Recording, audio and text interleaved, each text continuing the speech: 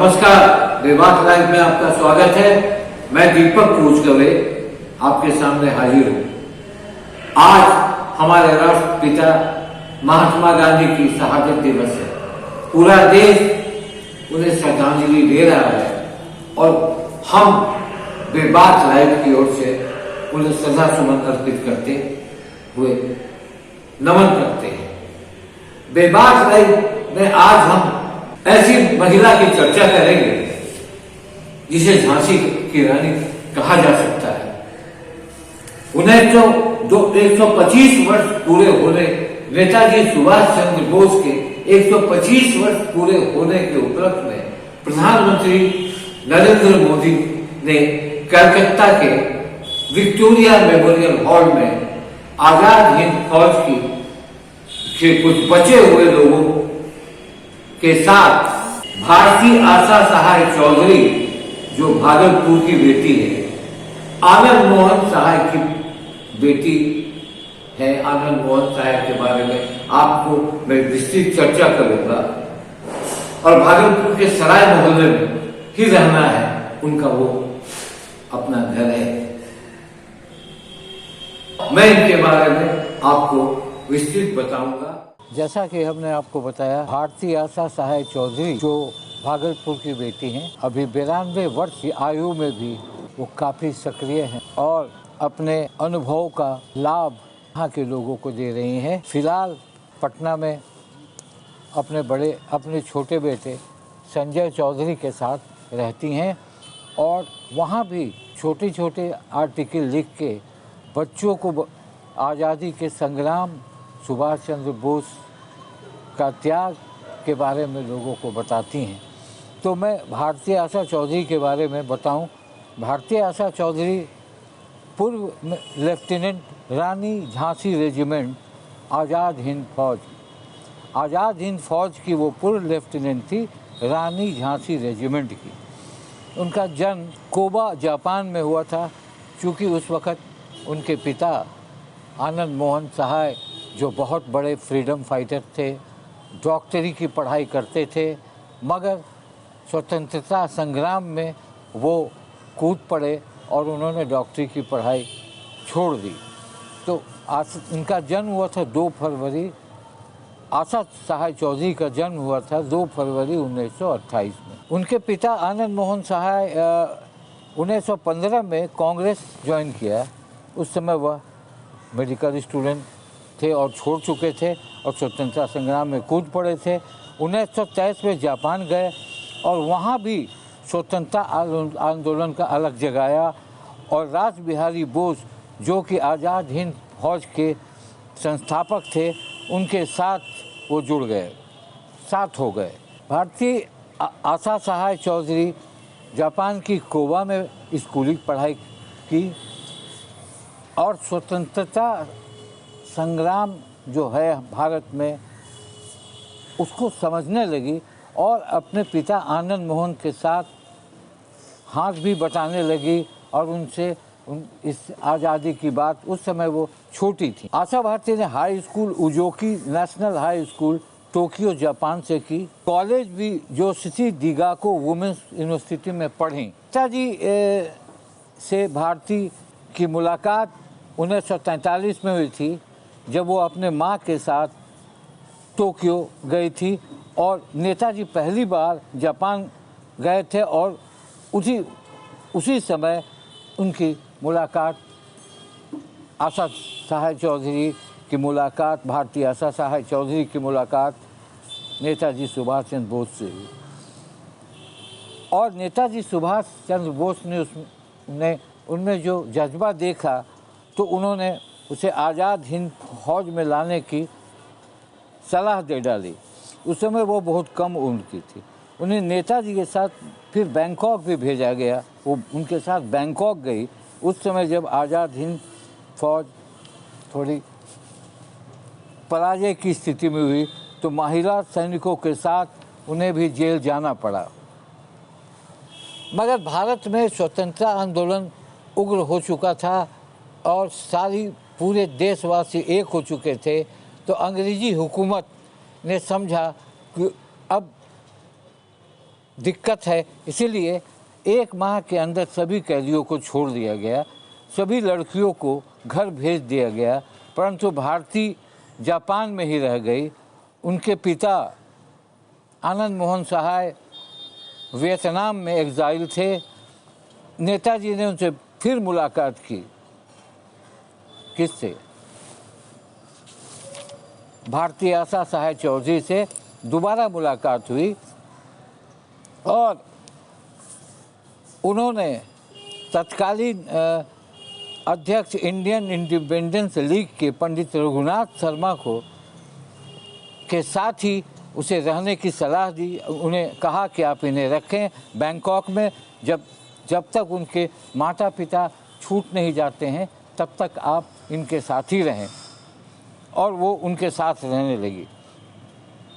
उसी समय खबर आई कि नेता सुभाष चंद्र बोस एयर क्रैश हुआ है और वो लापता हो गए। 1945 में आनंद मोहन सहाय वियतनाम में गिरफ्तार कर लिए गए। बाद में सभी को 1946 में छोड़ दिया गया।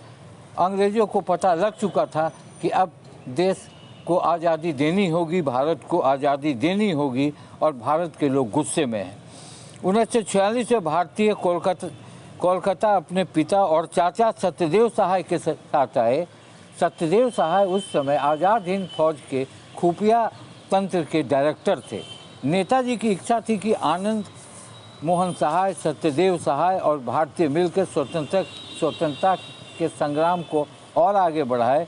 उस समय जनता का अंग्रेज़ों के प्रति काफ़ी गुस्सा था।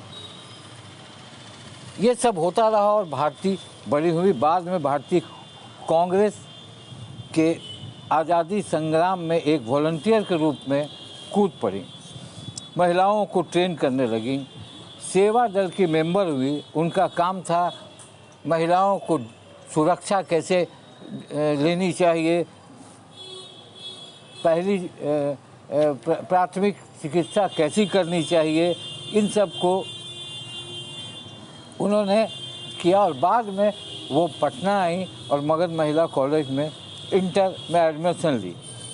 उसी बीच उनकी शादी डॉक्टर एलपी चौधरी, जो कि डॉक्टर थे, उनके साथ हो गई। और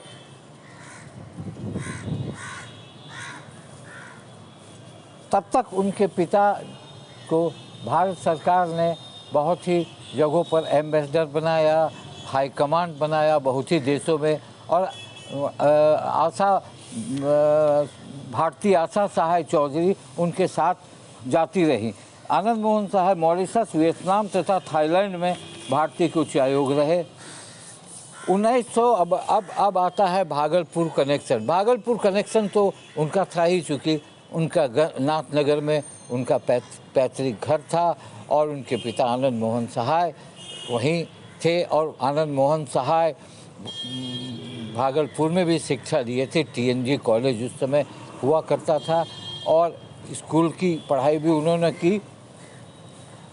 1969 में भारती आशा सहाय चौधरी ने सुंदरवती महिला कॉलेज भागलपुर से बीए में इतिहास विषय के साथ बीए स्नातक किया भागलपुर से।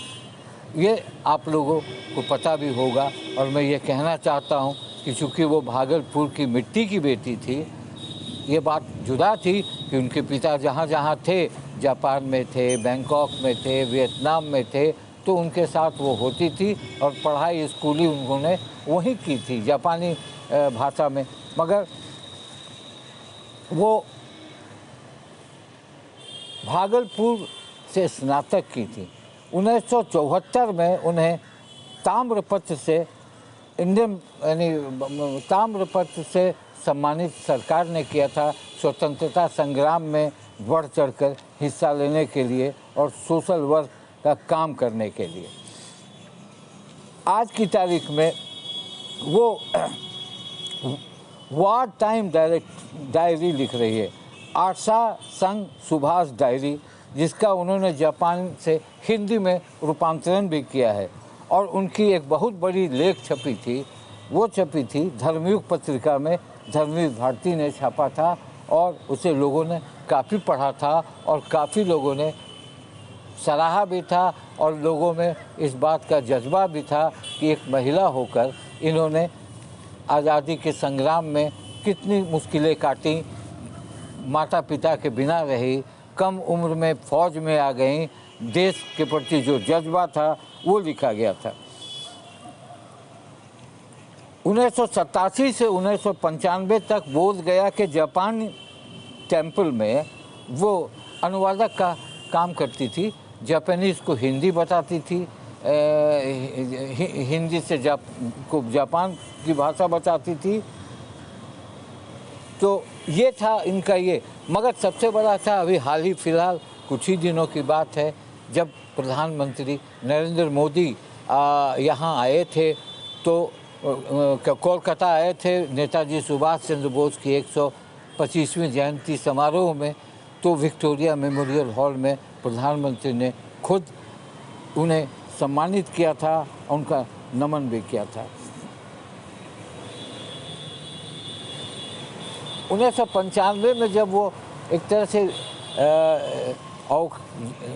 उम्र बढ़ गई, तब भी वो अपने गांव या अपने शहर भागलपुर में सोशल वर्क करती थी और बच्चों को पढ़ाती थी, बच्चों को सिखाती थी, बच्चों को आज़ादी की लड़ाई के बारे में बताती थी, बच्चों को अच्छी शिक्षा की बात बताती थी। और वो हमेशा भागलपुर आया जाया करती हैं, फ़िलहाल पटना में रहती हैं। और ये मूल रूप से भारत की भागलपुर की ही बेटी हैं। और ये भागलपुर की बेटी के होने के नाते मैं ये कहता हूँ कि भागलपुर एक बहुत ही सुंदर जगह है, जहाँ एक से एक विभूति ने पैदा लिया है और ये विभूति भी उसमें एक हैं जो आज़ादी की लड़ाई में हम में शरीक हुई हैं और उन्हें आज़ादी की लड़ाई, उन्हें सभी से मुलाकात है। उनकी मुलाकात सुभाष चंद्र बोस से है, उनकी मुलाकात महात्मा गांधी जी से है जिसकी आज पुण्यतिथि है, उनकी मुलाकात हर एक लोगों से है। हमें चाहिए कि भागलपुर के लोग उन्हें ज़रूर याद करते रहें, उनसे प्रेरणा लें और इसी तरह की विभूतियों को याद कर भागलपुर का नाम रोशन, भागलपुर का नाम कितना ऊंचा है ये बताते रहें। हम अपने बेबाक लाइव से जो मेरा चैनल है या पोर्टल है, जो मेरा न्यूज़ माध्यम है, तो मैं इन तरह के कहानियों पर विशेष ध्यान देना चाहता हूँ।